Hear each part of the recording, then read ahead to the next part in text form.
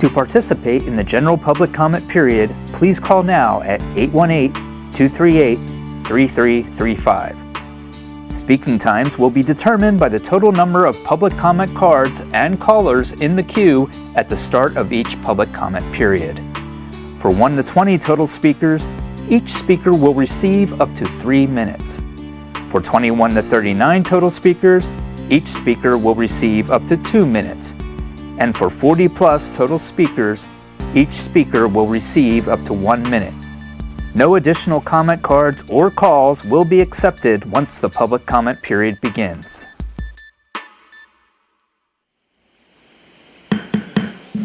Good afternoon and welcome to a regular meeting of the Burbank City Council on Tuesday, July 21st, 2026. Mr. City Attorney, will you please state the items on the agenda for closed session and the study session? Yes, Madam Mayor, Madam Vice Mayor, members of the City Council, and for the benefit of the public, the City Council is convening closed session this afternoon at about 4:05 p.m. to discuss 3 items in closed session. The first item is a matter of existing litigation pursuant to Government Code Section 54956.9D1 in the case of Los Angeles County Metropolitan Transportation Authority versus the City of Burbank. This is a case involving the California Environmental Quality Act and breach of contract. Second item concerns threat to public facilities or services pursuant to Government Code Section 54957A. The closed session will be with Mandeep Samra, General Manager of Burbank Water and Power, and Kyle Wilson, Assistant General Manager, Operations Technology, Chief Technology Officer, and Riyadh Sleeman, Chief Assistant General Manager. The third item is a matter of conference with the city's real property negotiator pursuant to Government Code Section 54956.8 concerning 303 North Glen Oaks Boulevard. City will be negotiating with CBRE Richard Ellis. Concerning the property, the city's negotiator is Patrick Prescott, Community Development Director. Following those items, City Council will reconvene in open session at 5 p.m. or thereabouts for a study session entitled Discussion of Draft Golden State Specific Plan. Great, thank you. Madam City Clerk, good afternoon. Good afternoon, Madam Mayor. Do we have any in-person public comment on closed session items or the study session? We do. We have 1 card for an in-person speaker, and we have 2 people on the phone. Okay, great. Well, we'll start with the in-person speaking. Thank you. We will start with Susan O'Carroll. You have 3 minutes. Welcome. Good afternoon. I've actually got 3 minutes, so I get to say good afternoon, Madam Mayor, members of the City Council, City Manager, and today, most importantly, City Attorney.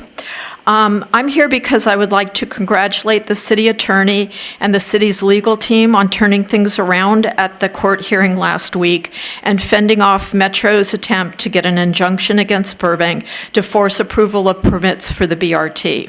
Well done. Bravo. Pass along my congratulations to your team if you would. I'd also like to thank the city for posting the court documents on the city's website. This is important to transparency and to letting the public and residents know what's happening. I would ask that the city also obtain and post a copy of the transcript from the court hearing. Metro made clearly inaccurate representations about how SB 79 works and the city's ability to deny SB 79 projects, and the public needs to know that. Also, Burbank's legal team made important arguments regarding the potential impacts of SB 79 on the city, which are also important for the public to know and can help in efforts to lobby to make the dangers of SB 79 known to our state lawmakers. Metro's actions in suing Burbank are clearly against the city's intent in entering into the cooperative agreement to ensure permit authority over its roadways. Metro's arguments that the BRT is needed for the Olympics clearly don't make sense, given the BRT doesn't serve the airport or any Olympic venue. Metro's efforts regarding SB 1361 are also clearly a breach of the spirit of the cooperative agreement. At the SB 1361 hearing before the State Assembly Local Government Committee, Metro and the bill's authors made representations of how cooperative Metro is. Burbank needs to educate the Assembly and the bill's author about Metro's failure to cooperate pre- and post-SB 79 with Burbank and lobby more directly to defeat SB 1361. Burbank needs a seat at the table regarding that legislation. So again, just wanted to say thank you and well done, and you all have a good evening. Bye. Thank you for your comment. We have 2 callers on the line. All right, please send them through. The first caller is Charles Carno. Welcome. You have 3 minutes. Hi. Hi, good afternoon, Mayor and Council. This is Charlie Carno with Unite Here Local 11. We are here to advocate that all hotel projects in the Golden State Specific Plan require development agreements. The plan would rezone significant portions of land currently designated M2 General Industrial as Golden State Mixed or Golden State Creative. These changes would open areas long closed to residential development to new housing, while reducing the amount of land available for industrial uses. We very much support the intent of adding more housing. However, the plan permits hotels in nearly every zone, even though housing remains largely prohibited in the Golden State Creative and Golden State Employment Zone. Industrial uses are restricted in the Golden State Creative Zone and generally prohibited in the Golden State Mixed Zone. Without appropriate guardrails, hotel projects could consume sites intended for housing or occupy some of the limited land that remains available for industrial development. This could undermine the plan's goals by crowding out both new housing and job-producing industrial uses. To prevent this, we urge the city to require development agreements for hotel uses within the planned area. Indeed, half of the hotels currently existing in the planned area were developed using development agreements. This will ensure hotel development is evaluated with the same rigor as other land uses and doesn't come at the expense of housing, industrial capacity, or the community and environmental review those projects deserve. Thank you very much. Thank you for your call. Next caller, please. The next caller is Griffin Joseph. Welcome. You have 3 minutes. Good evening. This is Griffin Joseph with Unite Here Local 11, the Hospitality Workers Union. I am here to urge you to require development agreements for hotel projects in the Golden State Specific Plan area.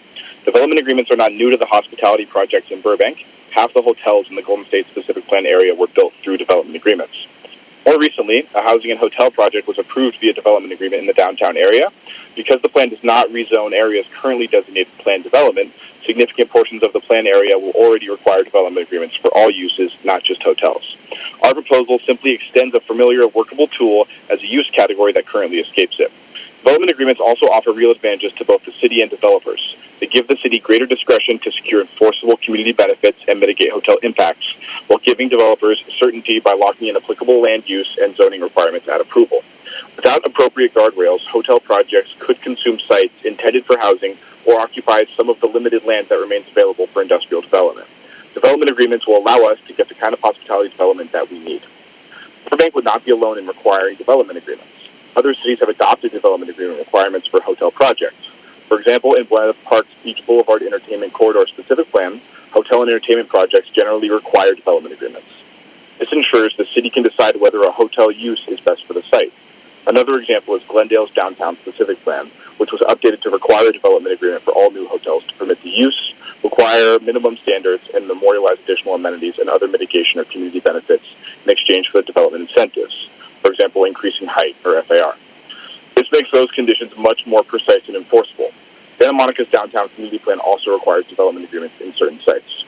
We urge Burbank to maintain its discretion over hotels and require development agreements in the Golden State Specific Plan area. Thank you very much. Thank you for your call.